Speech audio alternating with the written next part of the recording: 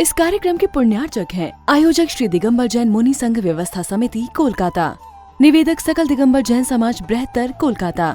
जय जिनेंद्र दर्शकों, मैं हूं आपके साथ ज्योत्सना और आप सभी का स्वागत करती हूं आदिनाथ टीवी चैनल पर। दर्शकों, पश्चिम बंगाल के बेलगछिया स्थित श्री पार्श्वनाथ दिगंबर जैन उपवन मंदिर में परम पूज्य राष्ट्र संत समाधिस्थ आचार्य श्री 108 विराग सागर जी गुरुदेव के मंगल आशीर्वाद एवं परम पूज्य वाक्य श्री संत आचार्य श्री 108 विनिश्चय सागर जी महाराज के पावन सानिध्य में 24 एवं 25 अगस्त 2024 को जैन दंपत्ति सेमिनार का आयोजन किया गया, जिसमें श्रावक श्राविकाओं को घर, परिवार एवं समाज के प्रति कर्तव्यों को लेकर जागरूक किया और पति पत्नी के बीच सामंजस्य को लेकर चर्चा हुई।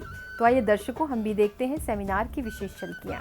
पश्चिम बंगाल के बेलगछिया स्थित श्री पार्श्वनाथ दिगंबर जैन उपवन मंदिर में परम पूज्य राष्ट्र संत समाधिस्थ आचार्य श्री 108 विराग सागर जी गुरुदेव के मंगल आशीर्वाद एवं परम पूज्य वाक्यसरी संत आचार्य श्री 108 विनिश्चय सागर जी महाराज के पावन सानिध्य में 24 एवं 25 अगस्त 2024 को जैन दंपत्ति सेमिनार का आयोजन किया गया, जिसकी शुरुआत पंचनमोकार मंत्र के साथ हुई। नमो अरिहंता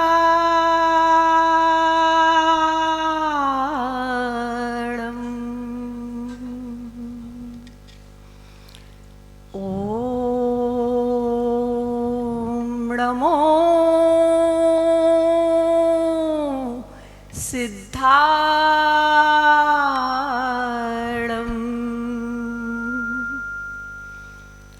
ओम नमो आयर्याणम्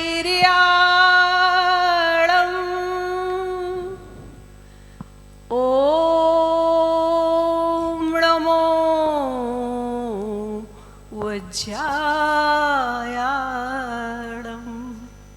नमो लोए सब साउड़म। पंचनमोकार मंत्र के बाद पुण्यशाली श्रावक श्रेष्ठियों ने चित्रानावरण एवं दीप प्रज्वलन कर कार्यक्रमों को गति प्रदान की।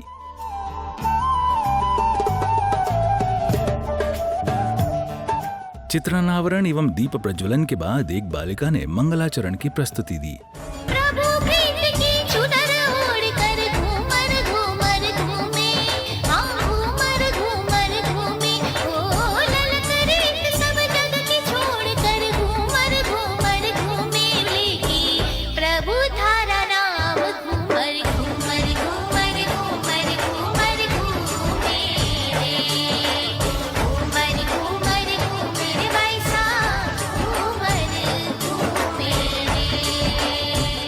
मंगलाचरण की प्रस्तुति के पश्चात एक और पुण्यशाली श्री पारसमल जी, विमला देवी जी, राजकुमार जी, समता जी, संदीप जी, संगीता जी, अभिनंदन जी, लिशा जी, सिमरन जी, महक जी और हम पाटनी परिवार ने गुरुदेव का पाद प्रक्षालन किया। हर डगर पे डग को बढ़ाया, हर लहर को नाव बनाया, हर मुश्किल का हल पाया, मिली आचार्य देव की छाया, मिली बाहुबली की छाया, हर सुबह पवन के रथ पर सूरज की किरणें आए, चरण वंदना करके सोने की तरह जगमगाए। तो वहीं दूसरी ओर गुरुदेव को मातेश्वरी मीना देवी, संजय सुमन, अजय बबीता, मनोज, नीलम, विनीत, उषा, समस्त रारा एवं पाटनी परिवार ने शास्त्र भेंट कर अपने जीवन को धन्य बनाया। जिनवाणी जगमैया जन्म दुख मैट दो, जिनवाणी जगमैया जन्म दुख मैट दो, जन्म दुख मैट दो, मरण दुख मैट दो, जिनवाणी जगमैया जन्म दुख मैट दो। शास्त्र भेंट के बाद अगले क्रम में मंच संचालन करता श्रीमती सुधा चौधरी विदिशा ने सेमिनार का महत्व बताया। हम सब तो बहुत मैच्योर हैं, रियल लाइफ से रियल लाइफ में आ चुके हैं, फिर भी हमारे जीवन में कुछ कमजोरियां हैं। हमारे जीवन साथी के जीवन में हो सकता है कोई कमी हो, कोई भी परफेक्ट नहीं है और किसी से भी परफेक्शन की उम्मीद रखना भी बेकार है। तो हम इस ये जो आपका सेमिनार है इसको आगे बढ़ाएंगे। बहुत सारे ओजस्वी वक्ता हमारे बीच हैं और कल भी आपके बीच डुप्लीकेट अमिताभ बच्चन रहेंगे। वो भी आपको एंटरटेन करेंगे। बहुत उनकी बड़ी हार्ड लाइफ रही है। उनने अपने शरीर के परमाणुओं को इस तरह मॉडिफाई कर लिया, बोलना, चलना, उठना, बैठना सब कुछ कॉपी कर लेते हैं वो। सेमिनार के कार्यक्रमों में आगे बढ़ते हुए प्रखर वक्ता बाल ब्रह्मचारी प्रदीप पीयूष भैया जी एवं बाल ब्रह्मचारी नमन जैन विनिश्चयांश सुरूरपुर दिल्ली ने दाम्पत्य जीवन के विषय को लेकर अपना उद्बोधन दिया। और जब बनारस की साड़ी लेकर आ जाती हैं और अपनी धर्मपत्नी के लिए बड़े उत्साह के साथ, उमंग के साथ कि मैं बनारस से आपके लिए बहुत अच्छी चीज लेके आया हूँ, और श्रीमती जी तो पहले से ही बेतरागी थी, भगवान की आराधना करती थी, बाहर के चकाचौंध उनको अच्छी नहीं लगती थी कि क्या लेके आए हो, कई साड़ी लेकर आए हैं। एक पति ने ऑफिस से अपनी वाइफ को फोन किया कि मैं 1 घंटे में अपने खास मित्रों को लेके घर आ रहा हूं, अच्छे से अच्छा भोजन बना के तैयार रखना। अब बेचारी पत्नी हड़बड़ा गई, 1 घंटे में आना है, खास मित्रों को लेके आना है, मैं कैसे करूंगी। फिर भी उसने अपने पति की मर्यादा को रखते हुए, अपने पति की इज्जत को बचाने के लिए अच्छे से अच्छा करने की कोशिश की। 1 घंटे में जो बन सकता था बनाया। मित्र आ गए, खाना परोस दिया, मित्र चले गए खाना खा के, लेकिन पत्नी और पति जब घर में अकेले बचे तो बरसात होने लगी। किसकी? पति की। पति की उन बातों की, उन अपशब्दों की बरसात उस पत्नी पर होने लगी। मैंने तेरे से पहले ही कहा था कि मेरे मित्र आ रहे हैं, खास मित्र है, कुछ अच्छा बनाना, तूने 2 सब्जी बना के रख दी, ये क्या कर दिया, मेरी नाक कटवा दी, मैं अपनी नाक बचाने दिखाने लायक नहीं बचा। वो पत्नी कह रही है आप मेरी बात को समझने की कोशिश तो करो। 1 घंटे में मैं मार्केट जा नहीं सकती थी और कुछ ला नहीं सकती थी, आपको समय नहीं था, घर में जो था मैंने वो बना दिया, इससे ज्यादा क्या करती।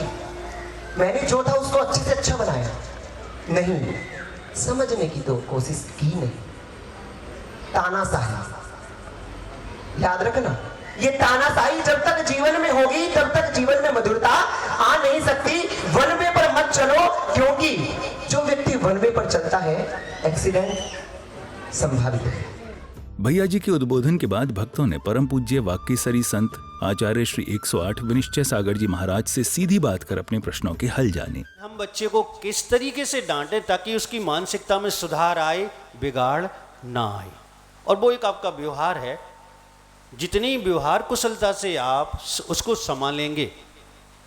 संभालेंगे उतने अच्छा बच्चा समझेगा। और ये जो खटास वाली बात है कि पत्नी को बुरा लग रहा है या पत्नी डांट रही तो पति को बुरा लग रहा है, ये बीच की बातें खत्म हो जाएंगी। क्योंकि डांटने का अर्थ मानसिकता का सुधार है, कार्यकुशलता, व्यवहार के साथ उस मानसिकता को सुधारा जा सकता है। क्रोध आदि के द्वारा किसी की मानसिकता को सुधारा नहीं जा सकता। इसलिए हमारे व्यवहार में जितनी कुशलता होगी उतना आपस में सामंजस्य आदि बना रहेगा। नमस्ते गुरुवर। दाम्पत्य जीवन के बारे में जो सेमिनार लगा है वो बहुत ही अच्छा है, विचारणीय है। मेरा एक सिंपल सा क्वेश्चन है ऐसा कि दाम्पत्य जीवन, जैसे मान लीजिए वैवाहिक के 25 वर्ष हो गए, मेन सूत्र रहता है कि दाम्पत्य करने का कि मेरा वंश आगे चले। ऐसे जोड़ा जिनके कोई पुत्र नहीं है, वो अगर दत्तक पुत्र के बारे में सोचे और कुछ भी नहीं सोचे तो उनकी विचारधारा कैसे रहेगी? बहुत बढ़िया प्रश्न है। पहले तो हमें समझ लें कि संतान प्राप्ति क्यों नहीं होती है। खड़े रहिएगा आप जब तक। ये सहज नहीं है, ये बात सहज नहीं है कि दाम्पत्य जीवन बसने के बाद और दाम्पत्य जीवन निर्वाह के बाद और संतान ना हो, ये सहज नहीं है। ये पूर्वकृत कर्म का फल है। संतान उत्पत्ति में बाधा पहुंचाना, संतान उत्पत्ति के विनाश में सलाह देना, अथवा कोई गलत तरीके से संतान उत्पन्न करके उसका विनाश करना, अथवा सही तरीके से भी संतान का विनाश करना, इसके द्वारा जो कर्म बनता है वो आगे आगे भवों में जहाँ आप दाम्पत्य जीवन में आएंगे तो आप संतान विहीन होंगे। ये सहज नहीं है, ये किया हुआ हमारा कर्म है। अब हमारा धर्म जो है बड़ा सुलझा हुआ धर्म है। वो कहता है कि इस कर्म को आपको खुशी से स्वीकार करना चाहिए। सारे प्रयास करने के बाद जब आपको संतान उत्पत्ति नहीं हो रही है तो आपको जनेन्द्र भगवान के सामने किए हुए अपराध का पूर्व भवों में पश्चाताप खेद प्रकट करते हुए गुरुओं से प्रायश्चित लेकर सुधार का रास्ता बनाना चाहिए। और अगर आपको ऐसा लग रहा है कि हम दंपत्ति हैं, हमें कोई सहारा चाहिए, कोई आलम्बन चाहिए, तो हम किसी बच्चे को एडॉप्ट कर सकते हैं, यानी गोद ले सकते हैं। तो जैन दर्शन इस बात का भी समर्थन करता है, लेकिन ध्यान रखना, वो ये कहता है कि आपको रक्त मालूम होना चाहिए। पहली शर्त तो यह है कि वो जैनी का ही हो। दूसरा है कि उच्च कुल का हो, क्योंकि रक्त संस्कार से आपका पीढ़ी दर पीढ़ी जो कुल बढ़ेगा उसके संस्कार कायम रहते हैं। और एक भी अगर कोई गलत आ गया, एक रक्त भी गलत आया, तो पीढ़ी दर पीढ़ी संस्कार बिगड़ते जाएंगे और आपका कुल के प्रति अपराध होगा। आप जिम्मेदार होंगे कि आप जैनत्व को कायम नहीं रख पाए। जो आपकी 100 पीढ़ियाँ 200 पीढ़ियाँ निकली हुई हैं, जिन्होंने आपको पीढ़ी दर पीढ़ी परिवर्तित करते हुए धर्म दिया था, उस धर्म का लोप होगा। तो इससे आपको बहुत ज़्यादा दोष, बहुत ज़्यादा अशुभ आश्रय होगा। तो गोद ले सकते हैं, और लेकिन ध्यान रखें उच्च वर्ग का हो और उसका पालन पोषण करें, उसे धर्म के संस्कार दें और उसे अपने जीवन का सहारा बना सकते हैं। जैन दर्शन में कहीं कोई ऐसा निषेध नहीं है। मेरा भी एक छोटा सा प्रश्न है। हाँ, ठीक 25 है। साल हो गए विवाहित होते हुए, तो बहुत अच्छे से ही हम लोगों का दाम्पत्य जीवन गुजर रहा है। हम दोनों में बहुत ज़्यादा सामंजस्य भी है, धर्म के मामले में भी हम लोग दोनों जन आगे बढ़ने की कोशिश करते हैं। लेकिन कभी कभी आचार्य श्री, घर में कोई छोटी सी बात को लेकर कभी कभी चिड़चिड़ा जोपन होता है, वो क्यों होता है, उसका निराकरण करिए। ये बहुत बढ़िया प्रश्न है। नमस्ते। ये आपकी समस्या नहीं है, सबकी समस्या है। इसमें अहम और कुछ नहीं है। हमने ये समझ रखा है कि मैं, मेरी बात, मेरा काम, मेरी सोच, मैं अच्छा। और जब आपस में अहम टकराते हैं तो चिड़चिड़ापन, झगड़े, विवाद, मनमुटाव, घृणा आपस में उत्पन्न हो जाती है।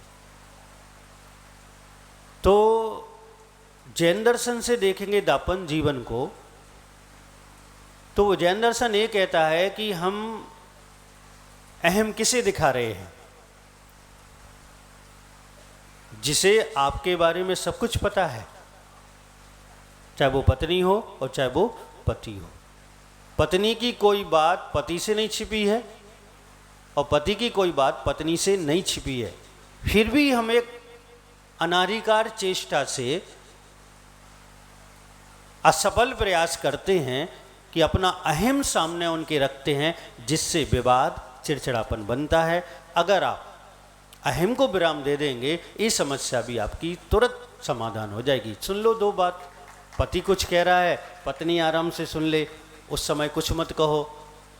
गलत भी कह रहा है तो भी कुछ मत कहो। जैसे मूड अच्छा होता है साड़ी की कह देते हो, जेवर की कह देते हो, घूमने की कह देते हो, होटल में खाना खाने की कह देते हो, वैसे ही मूड अच्छा दे के कह दो कि आप इस बात में गलत थे, ऐसी बात नहीं है, ये बात ऐसी है। तो न झगड़ा होगा, न विवाद होगा, न कुछ होगा। नमोस्तु गुरुदेव। गुरुदेव, जैसे हम अपने जीवन में धर्म का पालन करते हैं, हम भी चाहते हैं कि मेरे पति और मेरे बच्चे उसी तरह धर्म के मार्ग पर चले, लेकिन कहीं हम देखते हैं कि हम असफल हो जाते हैं। ठीक, कुछ बहुत समझाते बढ़िया हैं, प्रश्न है। लेकिन फिर भी असफल हो जाते हैं। बहुत गुरुदेव, बढ़िया इसके प्रश्न लिए है। कोई उपाय, हम कोई बताते हैं आपको। समाधान करिए गुरुदेव। नमस्ते। ये बात पक्की है कि माता पिता का ये दायित्व है या पत्नी पत्नी का आपस में दायित्व है कि वो एक दूसरे को धर्म के लिए प्रेरणा दें। लेकिन एक बात ध्यान रखें, प्रेरणा दें, पेरे ना, ठीक है ना? प्रेरणा दें, पेरे ना। प्रेरणा का मतलब ये होता है कि उसकी एक सीमा होती है, और मान लो उस सीमा तक आपका बच्चा, आपका पति या आपकी पत्नी, आपकी बेटी उस प्रेरणा को पाकर वह धर्म ध्यान में नहीं लगती है, तो मध्यस्थ हो जाएं। अब मध्यस्थ हो जाएं। अब मौन तरीके से उन्हें प्रेरणा दें, प्रभावित करें, उदासीन प्रेरणा दें। आपका व्यवहार इतना अच्छा होना चाहिए कि उन्हें लगे कि मेरी पत्नी धर्म कर रही है, मेरी माँ, मेरा पिता धर्म कर रहा है, तो उनका व्यवहार अच्छा हो रहा है। अब आप मंदिर से गए, अब बच्चे से उल्टा सीधे बोलने लग गए, तो कहेगा कि हम तो घर में ही अच्छे हैं, मंदिर जाके क्या करेंगे? मेरी माँ तो मंदिर जाती है, मंदिर से आती है और अपशब्द बोलती है। आपका पति ऐसा कहे, बहुत धर्मात्मा, बहुत उपवास करती, बहुत व्रत करती है, और आगे मुझे परेशान करती है। तो ऐसा नहीं करना। एक सीमा तक आप प्रेरणा दें, उनसे कहें, और जब आप इस समझ लें कि ये नहीं समझ रहे हैं, तो आप मध्यस्थ हो जाएं। अपने व्यवहार के द्वारा, अपने कुशल व्यवहार के द्वारा उन्हें प्रभावित करें, तो वो धर्म से बाद में जुड़ जाएंगे। नमस्तु आचार्य वर्मा। हम एहसान के रिश्तों को ताउम्र से बांधते हैं और मन की गहराइयों में डर के साये में जीते हैं, कहीं खुल ना जाएं, कहीं खुल ना जाएं, ये रिश्ते में गांठ न पड़ जाए। आजकल तो ये ऐसा चल रहा है गुरुदेव कि हम लोगों ने 20 साल निकाल दिए शादी को, और आजकल नवयुगल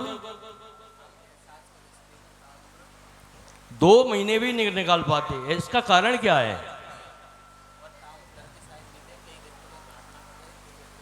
देखो, ऐसा है, संबंध जो होते हैं वो आपसी विश्वास से बनते हैं और समझदारी से बनते हैं। दाम्पत्य जीवन में समझदारी भी बहुत जरूरी है। अगर दोनों में से एक ना समझदार है तो कलह है, परिवार का बिखराव, और जितनी बुराइयां होती वो सब परिवार में आ जाएंगी। तो हम एक कोशिश करना चाहिए पति या पत्नी को कि वो समझदारी का परिचय दें, और जितना ज़्यादा समझदारी का परिचय देंगे उतना ज़्यादा, चाहे 20 सालों, चाहे 30 सालों, चाहे 40 सालों, चाहे 50 सालों, 96,000 रानियों के साथ लाखों पूर्व कोटि तक भरत चक्रवर्ती रहा, समझदारी से, सिर्फ मां समझदारी से। तो समझदारी हर जगह काम आती है, इसलिए हमें समझदार होना चाहिए, और समझदार होंगे तो सब चीज़ ठीक होगी। नमोस्तु गुरुदेव। मेरी अभी नई नई शादी हुई है। बधाई दो सब लोग। ठीक है, अब बोलो। तो दाम्पत्य जीवन में घर में माँ और वाइफ में बैलेंस बना के चलना कैसे चलना चाहिए आगे? क्या बात है, मुझे पता था यही प्रश्न पूछना है इसको। बहुत बढ़िया। पति, माँ और पत्नी, ये त्रिकोण है। क्या है? त्रिकोण है। अग्नि देखी आपने? अग्नि चौकोर नहीं होती, कैसी होती है? त्रिकोण होती है। अब क्या होता है? खाई और कुआं, और बीच में बेचारा पति। लेकिन बहुत आसान है। पहला दायित्व पुत्र का ये है कि पत्नी से खुलकर बात करे। डर कर बात ना करें। और पहली मुलाकात में चाहे वह मोबाइल से होती हो और चाहे मिलकर होती हो और चाहे विवाह के बाद होती हो, मुझे नहीं पता क्या सिस्टम है आपका, पहली मुलाकात में ये स्पष्ट होना चाहिए कि मेरे माता पिता हैं, तुम्हारे माता पिता हैं, मेरे माता पिता का आप सम्मान करोगे और मैं तुम्हारे माता पिता का सम्मान करूंगा। जैसे आपको प्रिय तुम्हारे माता पिता हैं, वैसे मुझे भी मेरे माता पिता हैं। और स्पष्ट शब्दों में, बड़े हैं, उन्होंने हमें पाल पोस कर बड़ा किया है, हमारी परवरिश में उनका बहुत बड़ा योगदान है, हमारे उत्थान में, या हम जो अर्थ संग्रह आज कर रहे हैं, व्यापार नौकरी कर रहे हैं, उसमें बहुत बड़ा उनका सहयोग है। इसलिए उनका सम्मान मैं भी करता हूं और आपको भी करना है। विभिन्न प्रश्नों के हल जानने के बाद सेमिनार के दूसरे दिन की शुरुआत में संचालनकर्ता ने अपनी कविता पेश की। कि शिल्पी ने पाषाण खंड पर लिखी प्रार्थना छैनी से, पत्थर के सपने को तराशा गढ़ी सौम्यता छैनी से। चाहत उसकी बस इतनी थी, पत्थर की चाहत उसकी बस इतनी थी, मिटकर रहना चाहा था, पत्थर को कोई मारे न पत्थर, श्राप मुक्त होना चाहा था।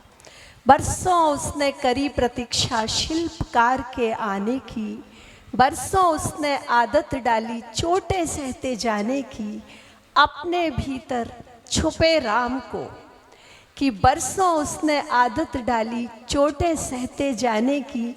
नहीं बना वो ताज का, संभावना थी, नहीं बना वो ताज का, ना बुत में मुमताज के धड़का, हुस्न इश्क सब पागलपन थे, दीवाना था अलग किस्म का।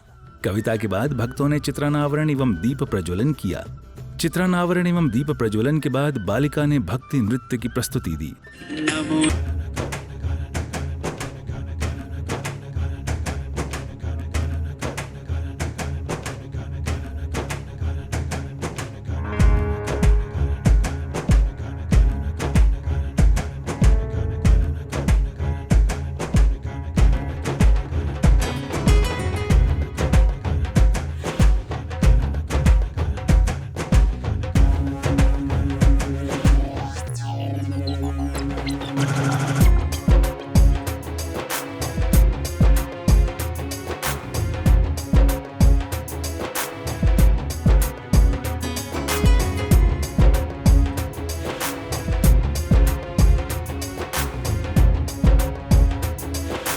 शास्त्र भेंट कर आशीर्वाद प्राप्त किया।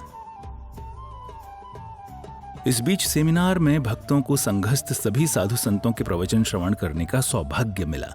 दंपति सेमिनार महोत्सव, दंपति सेमिनार महोत्सव, जन जन का मन खिला खिला, अहो भाग्य मिल मान रहे सब, जो ये अवसर मिला मिला।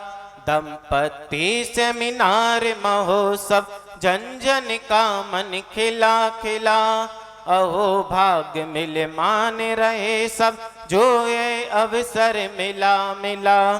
दीप जलाया गुरु विनिश्चय, दीप जलाया गुरु विनिश्चय, अवसर पाने के लिए, मंदिर आया पाप नसाने पुण्य बढ़ाने के लिए, मंदिर आया पाप नसाने पुण्य बढ़ाने के लिए। गुरुदेव ने एक ऐसी पहल की है कि व्यक्तियों को सोचने पर मजबूर कर दिया। कल लोग कह रहे थे संजय भैया कि साधुओं को अपना उद्धार करें ना करें, अपना ध्यान में मन लगाएं ना लगाएं, लेकिन वह कुछ भी करें, जहां भी जाएं वहां एक बार दंपत्ति सेमिनार तो लगाएं ही लगाएं। प्रिय बंधुओं, मैं आपसे बिल्कुल छोटे छोटे पॉइंट्स पे बात करूंगा, क्योंकि अपना जो टैग लाइन थी वह थी कि घर को स्वर्ग, पढ़ा किसी ने, घर को स्वर्ग, आओ घर को स्वर्ग बनाएं। उन्हीं छोटे छोटे पॉइंट्सों पे क्योंकि जो छोटे छोटे पॉइंट्स होते हैं, जो छोटे छोटे बिंदु होते हैं, वह उस मिश्री की तरह होते हैं कि जो हमारे जीवन में जो दूध रूपी जो हमारा जीवन में है उसमें हो सकता है वह मिठास घोल दे। और जो हमारी जिंदगी बदतर हुई है, कैसी हुई है? बदतर, हो सकता है वह मिठास बदतर से बेहतर बना दे। कल आप लोगों ने सुने ही होंगे, एक सज्जन आए मेरे पास, बोले महाराज जी अगर आचार्य श्री अगर 15 दिन भी ये ऐसा ही करते रहे ना तो हम 15 दिन अपनी दुकान पूरी की पूरी बंद कर देंगे। कम से कम 35 साल बाद हमें अनुभव तो हुआ कि पति पत्नियों को आपस में कैसे रहना चाहिए। जो बचपन अवस्था को बिता कर आए हो और आप वो शख्स हैं जो एक माँ बाप की भूमिका को भी निभा रहे हो, और आप ही वो शख्स हैं जो दादा दादी की भूमिका को भी निभा रहे होंगे। आप विचार कीजिए, आप बच्चे हो, युवा हो या वृद्ध हो, आप किसी के बेटे हो, किसी के बाप हो या किसी के दादा हो, क्या हो आप? किस लिए यहाँ पर आए हो? अगर एक बेटे की भूमिका से आए हो तो एक अच्छा बाप बनो, अगर बाप की भूमिका से आए हो तो एक अच्छा दादा बनो, और दादा की भूमिका से आए हो तो एक अच्छा परमात्मा बनो। किस भूमिका से आए हो आप? क्या सोच कर आए हो? मैं बच्चा हूँ, मैं युवा हूँ, मैं एक बाप हूँ या मैं दादा हूँ? यहाँ पर कितने ऐसे लोग हैं, हाथ खड़े करना आप लोग, यहाँ पर कितने ऐसे लोग हैं जो जिनके घर में माँ बाप है? हाथ खड़े करना। कितने ऐसे लोग हैं जिनके घर पर माँ बाप है या माँ बाप में से कोई एक है? हाथ खड़े कीजिए। ठीक है। और कितने ऐसे लोग हैं जिनके घर पर बच्चे हैं? बच्चा बच्ची कोई भी एक हो या दो हो, सबके घर पर है। आपके घर पर माँ बाप भी है, आपके घर पर बच्चे भी है। आप किनको क्या शिक्षा दोगे? आपको यहां पर आने की जरूरत नहीं है। साधु संतों के प्रवचनों के बाद सेमिनार में पहुंचे मशहूर अभिनेता अमिताभ बच्चन के हमशक्ल श्री शशिकांत पेड़वाल जी का स्वागत सम्मान किया गया। स्वागत करते आज तुम्हारा, स्वागत करते आज तुम्हारा, आओ आओ हे प्रिय मेहमान, मंगल स्वागत है।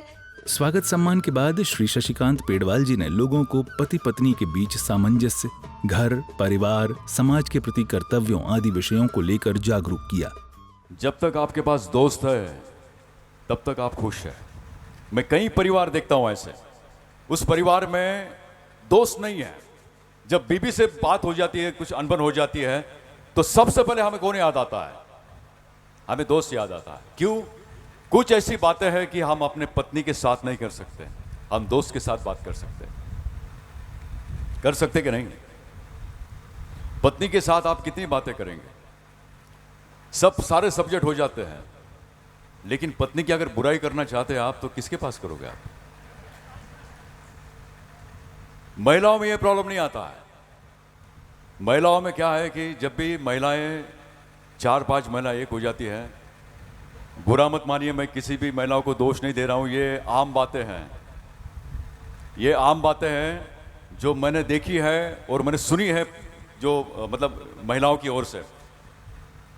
महिला जो होती है, जब जाती है घर में, अगर कुछ अनबन हो जाती है पति के साथ, तो 4 सहेली को फोन करती, आ कहाँ इधर आजा इधर आ, चलो ठीक है, किटी पार्टी करते हैं, और फिर पति की बुराई कर देती है। अभी ये जब एक बुराई करती है तो सामने वाली जो है वो 2 बार बोलती है, अरे तेरा तो ठीक है, मेरा तो यही इससे बड़ा प्रॉब्लम है।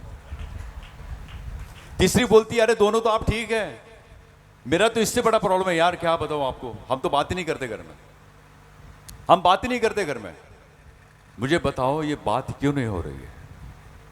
ये बात क्यों नहीं हो रही है? इसमें मैंने स्टडी किया और मुझे लगता है कि सबसे बड़ी बात है जब शादी होती है तो हम उसको लव कहते हैं, प्रेम कहते हैं, लेकिन लव जो होता है ना वो खत्म हो जाता है। लव जो होता है ना, प्रेम होता है ना, पति पत्नी के बीच में धीरे धीरे धीरे धीरे कम होते जाता है।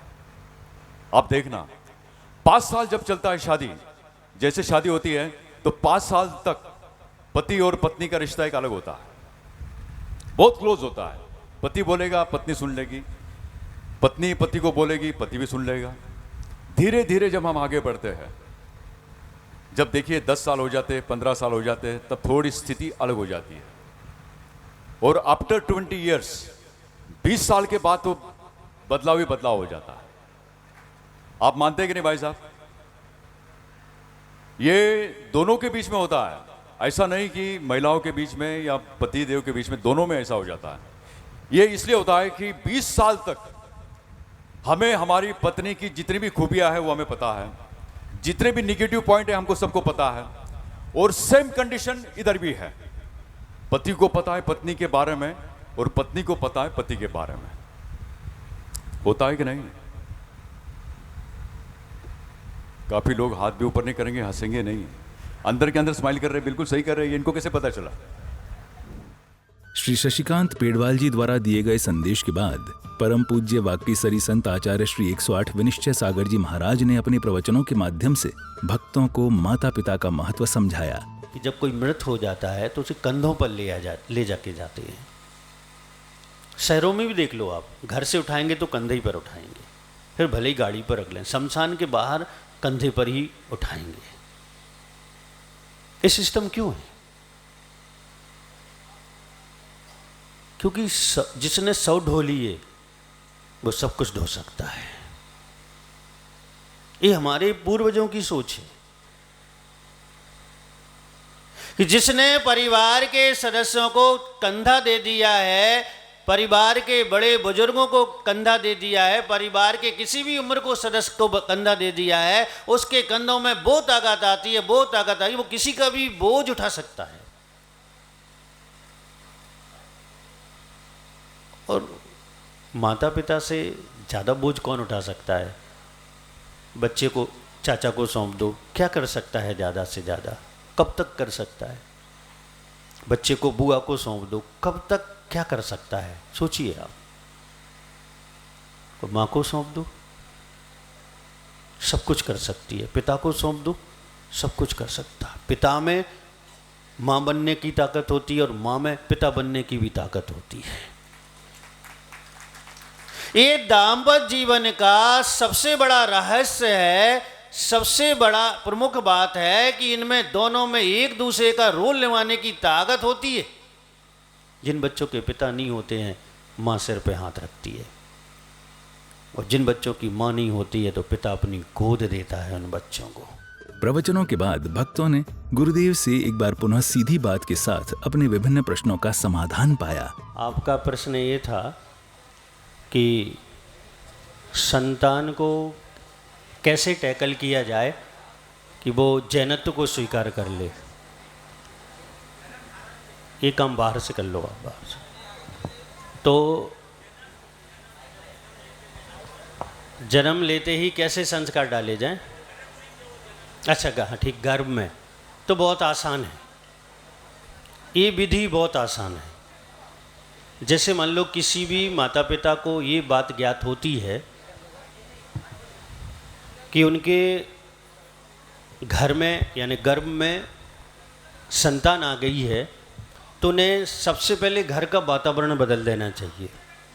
जैसे आपके यहाँ शादी होती है या कोई फंक्शन होता है तो घर का मेकअप करते हो आप, सजावट करते हो आप घर की।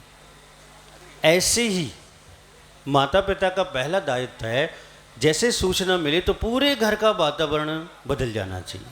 नमस्ते गुरुवर, मैं ये पूछना चाहती हूँ कि एक लड़की को अपने पियर और ससुराल में कैसे एडजस्टमेंट करना चाहिए? सीधी सीधी सरल बात है। जैसा वो मायके को समझती है वैसा ही वो ससुराल को समझे। वो मेरा जन्म का घर है और मेरा ये विवाह का घर है।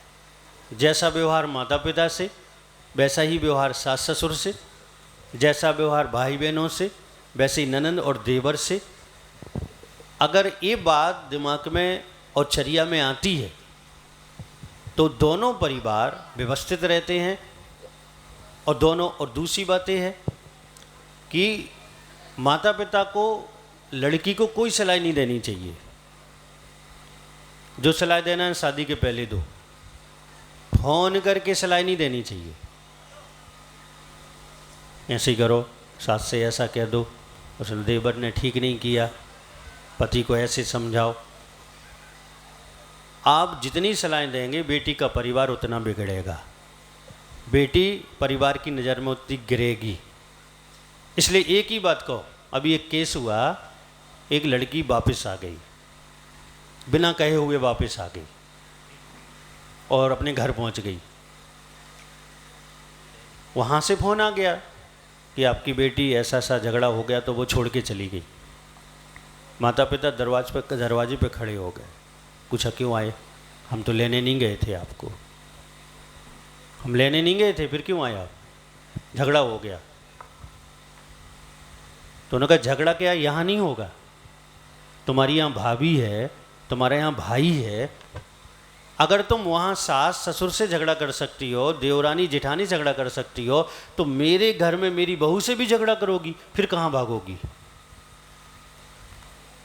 स्पष्ट माता पिता ने कह दिया, वही तुम्हारा घर है और वहीं तुम जाओ। इसके साथ ही जैन दंपत्ति सेमिनार का विधिवत समापन हुआ। दर्शकों, अभी आप देख रहे थे पश्चिम बंगाल के बेलगछिया स्थित श्री पार्श्वनाथ दिगंबर जैन उपवन मंदिर में परम पूज्य वाक केसरी संत आचार्य श्री 108 विनिश्चय सागर जी महाराज के पावन सानिध्य में 24 एवं 25 अगस्त 2024 को आयोजित हुए जैन दंपत्ति सेमिनार की विशेष झलकियां। तो दर्शकों, आज के इस कार्यक्रम में फिलहाल बस इतना ही। अभी समय है आपसे विदा लेने का। फिर होंगे उपस्थित आपके समक्ष ऐसे ही अन्य किसी प्रेरणादायी कार्यक्रम के साथ। तब तक के लिए मुझे दीजिए आज्ञा और आप देखते रहिए आपका अपना आदिनाथ टीवी चैनल। जय जिनेंद्र। इस कार्यक्रम के पुण्यार्चक थे आयोजक श्री दिगंबर जैन मुनि संघ व्यवस्था समिति कोलकाता, निवेदक सकल दिगंबर जैन समाज बृहत्तर कोलकाता।